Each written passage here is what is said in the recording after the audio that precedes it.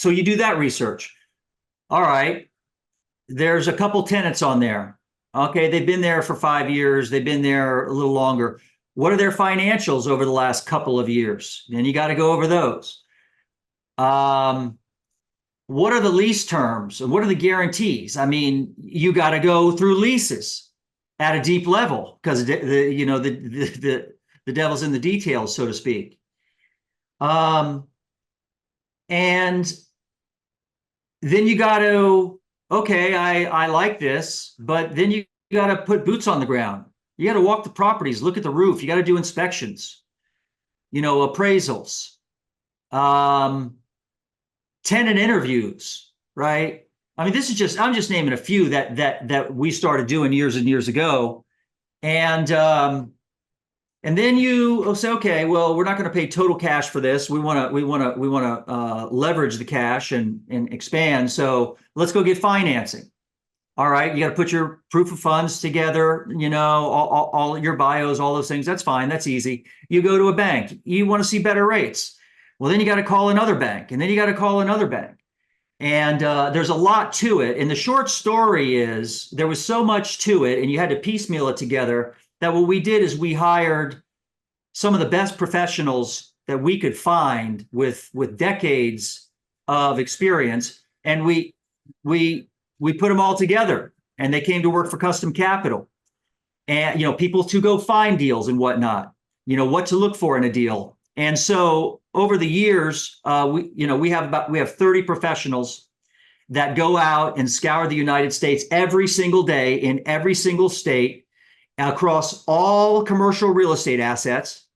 And we have a very strict business model that mitigate risk.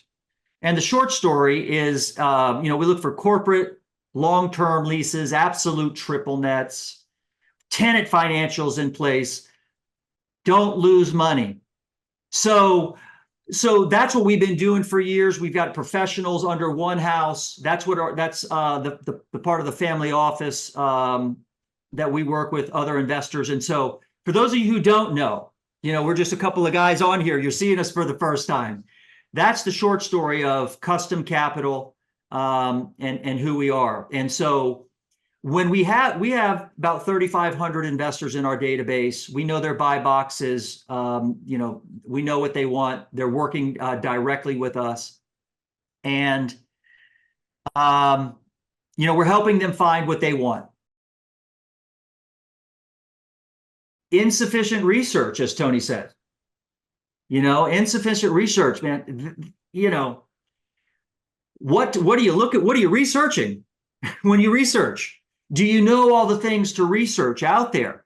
You heard me say some of those things. You got to know what the demographics are doing. You got to research their financials. What are their financials look like? You want to know those things. You want to see those things when you're looking for your investments out there, when you're talking to your brokers. When you're talking to us, so anyway, Tony, didn't mean to take it that in that direction just right now. I want you to, overpaying. He's going to talk about, are you seeing the comps? Price per square foot on rent, price per square foot on purchase, right? Anyway, Tony, didn't mean to jump ahead there, but I just wanted to talk to the audience and just kind of say, this is what we do every day, and this is kind of why we can share this information with them. Great. Well, thanks, Jason. So on overpaying, I think one of the biggest mistakes that I've seen that new buyers make is believing what the broker tells you, because often the income of the property that they're representing isn't really the income. They haven't deducted for certain expenses. They haven't reserved for, it may not be an absolute triple net or a triple net. So you're going to have some expenses that you're going to have to pay, and they're not being transparent with that. Number 3, in ignoring the due diligence, skipping or rushing through due diligence. Again, you have to know what due diligence you need to do first. And I think that most new investors don't know what to do. We have a team of 30 people at Custom. And once you commit to a property, this team jumps in and walks you through the due diligence process, and they're helping you order all the different reports. They're helping you, we review them and walk you through them so you know that what you're seeing, but we look at that for you. Underestimate expenses, that kind of goes up to overpaying, because expenses and income are a direct correlation to what the value of the property is. Commercial properties, the valuation is a derivative of the net income, the net operating income, NOI. So that this is a benefit of an absolute triple net. For those of you who don't know, absolute triple net is exactly what it says. Absolutely triple net. You pay nothing. The tenant pays everything. When it's absolute triple net, you don't manage the property. The tenant manages it. The tenant does all the maintenance. The tenant pays the insurance, and the tenant pays everything, the taxes. Everything. One of the things on expenses, just to mention it here, some people who don't own, maybe even some people who do, I don't know about this, but, we're talking about expenses, and you're also talking about your mortgage, right? And so, for instance, one of the things, and I don't want to get too deep here, but one of the things is the debt service recoverage ratio. And so you have your expenses and you have your mortgage, and then you have the income from the property, right? And if that income if that income and expenses are too tight, the banks won't loan on it. You shouldn't even be looking at the deal. So you have all the expenses, whatever those are, you have the mortgage, the income from the property, the net income needs to be a minimum of 20% higher. It needs a cash flow 20% higher than what all the expenses and the debt is. And so, you should be able to see, somebody should be able to provide you that information, and you can just do the math. Is this 20% higher? Because if it's not, the banks will not loan on the property. You should just walk away from the deal. Stop wasting your time. So, that's one thing there.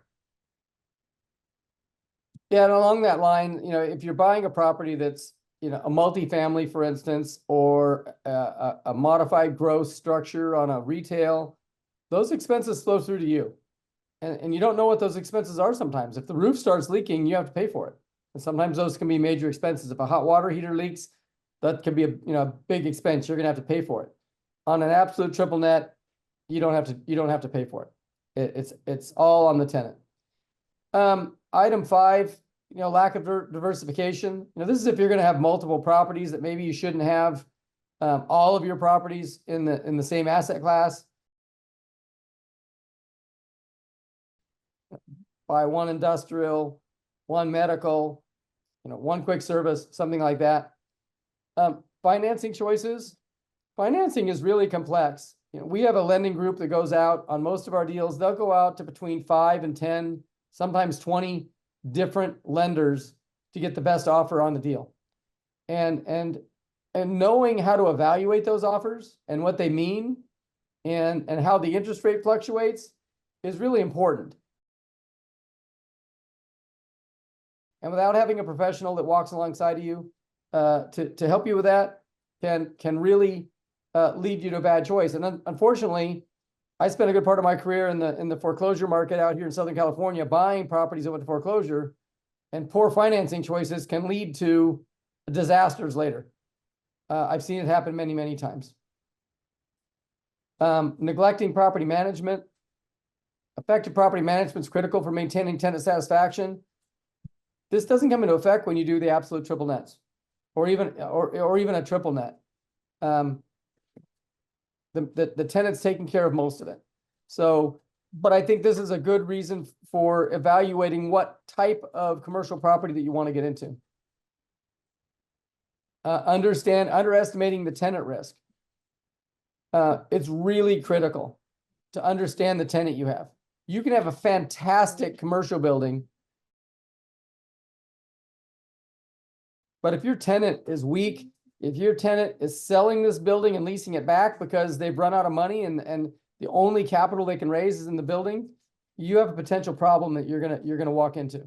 You need to understand that the tenant's financials, you need to understand the guarantor's financials, and be able to evaluate that. Sometimes you might have to bring in a CPA to do it if they're more complex. To be able to really understand the tenant risk. Market trends. We always like to dig into what's going on in the community. First and foremost, what's the vacancy factor? Vacancy factor is how many vacant buildings are there in the area? Because if the worst thing happened and you lost your tenant, how easy is it going to be to replace that tenant with somebody else? And obviously, the lower the vacancy factor, the more demand there's going to be if you have to put your building up for rent. So, but you also, Jason alluded earlier, talking about demographics, talking about traffic counts. There's a lot that goes into market trends that you want to make sure that you look at, and you got to know how, to where to find that information. And a lot of that takes subscribing to databases that cost real money. The last one that I have on my list here, and this is actually, to me, probably the number one place where investors make a mistake. They're allowing emotions to drive an investment decision. This investment decision isn't based on how pretty the building is. It isn't based on whether the building is located in your town. Some of the worst decisions I've seen are when they said, I got this buddy that's a commercial real estate guy and he's showing me this building. Realtors are showing you a building because they want to make a commission. It may not be the best choice for you. You need to look at the building from an objective, non-emotional, what is it going to produce and what are the risks? Don't buy a building just because it's in your town.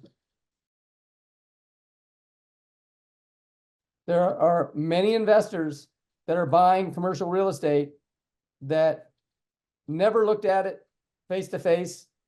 We're in a technology age now where you can literally drive by the building by using Google. You can drive through the neighborhood by using Google. You can get all kinds of information on the web. You can get very familiar with it and often learn a lot more than just driving around the neighborhood if you were actually there. But the key is, what's the best investment, not if it's in my town. Now, that being said, if you can find one that's close to you, that's great. But the majority of commercial investors aren't doing that. They're buying the property that's the best that fits their portfolio with the best performance, not that it's located in their town and not that it's necessarily even pretty. And I think that's probably, for me, and that's why I highlighted that in yellow. I think that's the number one spot where I see new investors go wrong when they're buying a piece of commercial real estate. I've posted this page in the chat for you to download if you'd like to, and I'm happy to answer any questions as we go through the evening in that.